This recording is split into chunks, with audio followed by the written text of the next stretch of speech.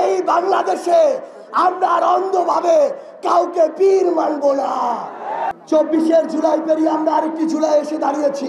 এই বাংলাদেশ নিয়ে আমাদের যে কাঙ্ক্ষিত চাওয়া পাওয়াগুলো ছিল বিগত 1 বছরে সেগুলো পূরণ হয়নি। এজন্য আমাদেরকে দেশ গড়তে জুলাই পদযাত্রায় বের হতে হয়েছে। সংগ্রামী সহযোদ্ধারা, বাংলাদেশের প্রত্যেকটা সিস্টেম কিছু ধান্দাবাজ বাটপার ব্যক্তি স্বার্থকে প্রাধান্য দেয়া লোকজনের জন্য কলুষিত হয়েছিল। অভ্যুত্থান পরবর্তী সময় গিয়েছে, সেই লোকদের বিরুদ্ধে যথাযথ ব্যবস্থা নেওয়া হয়নি। অতঃপর ওই কালপ্রিটরা আবার ওই সিস্টেমগুলোতে নতুন করে জেঁকে বসেছে।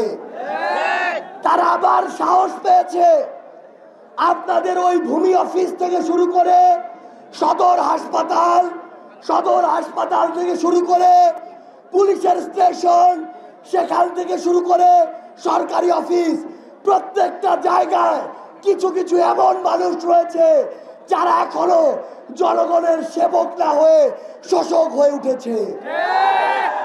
সংগ্রামী সহযোদ্ধারা, আমাদের এই যে লড়াই হচ্ছে এই জনগণ বিরোধী, দেশ বিরোধী, মানুষের স্বার্থ বিরোধী সকল ধরনের কালপ্রিটের বিরুদ্ধে।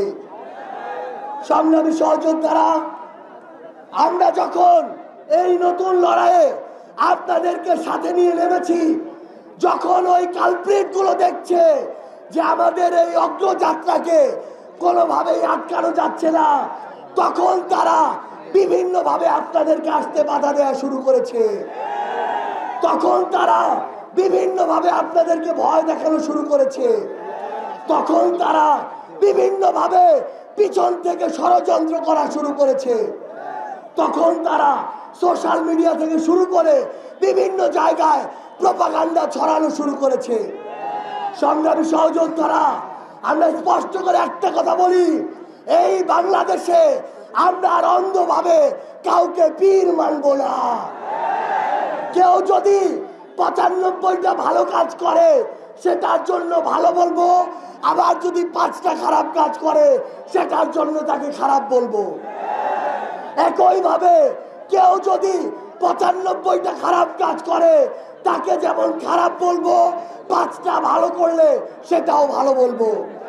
আমরা আগামীতে আমাদের এই বিবেককে আর কোন দল, ব্যক্তি, গোষ্ঠী, মার্কা, প্রতিষ্ঠানের কাছে আর বন্ধক দিব না।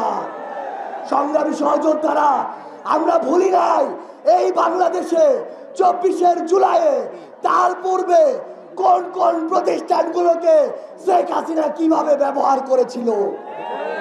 আমরা ভুলি নাই কিভাবে কোন প্রতিষ্ঠানগুলোকে ব্যবহার করে বিচার বহির্ভূত হত্যাকাণ্ড ঘটানো হয়েছিল। আমরা ভুলি নাই কিভাবে আয়না ঘরে বছরের পর বছর ধরে আমার মজলুম ভাইদেরকে বন্দী করে রাখা হয়েছিল। আমরা ভুলি নাই কিভাবে শাপলা চত্বরে ওই পিলখানায় 24 অভ্যুত্থানে কোন বাহিনীকে ব্যবহার করে আমাদের উপরে গণহত্যা চালানো হয়েছিল। সংগ্রামী সহযোদ্ধারা, আগামীর বাংলাদেশকে হতে হবে সাহসের বাংলাদেশ। আগামীর বাংলাদেশকে হতে হবে সামনে এগিয়ে চলার বাংলাদেশ। আগামীর বাংলাদেশকে হতে হবে প্রতিরোধের বাংলাদেশ। আগামীর বাংলাদেশ হতে হবে অন্যায়ের বিরুদ্ধে মাথা উঁচু করে প্রতিবাদ করার বাংলাদেশ।